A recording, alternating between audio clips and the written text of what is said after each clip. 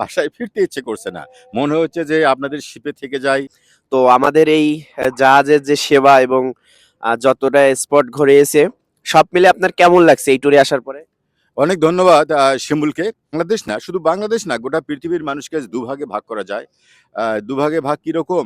যে যারা সুন্দরবন দেখে শীতে তারা যারা ভ্রমণ করছে সমুদ্রে তারা ভাগ্যবান। আর যারা আসতে পারেনি তারা হতভাগা। যারা আসতে চাচ্ছে তাদের উদ্দেশ্যে একটু সংক্ষেপে কি বলতে চান? যারা আসতে চাচ্ছে আমার বিশ্বাস যে আমার মাধ্যমেই অনেক টুরিস্ট আপনারা পাবেন।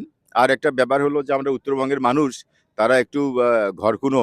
আমার ফ্যামিলি মেম্বার তারা একবার কুমিরের ভয় পায়, আরেকবার বাঘের ভয় পায়। তারা ইন্টারনেটে দেখেছে বাঘ আসে, কুমির আসে। যদিও আমি বুঝাতে চেষ্টা করেছি যে এখানে বাঘ নেই, কুমির নেই, কোনো সমস্যা নাই।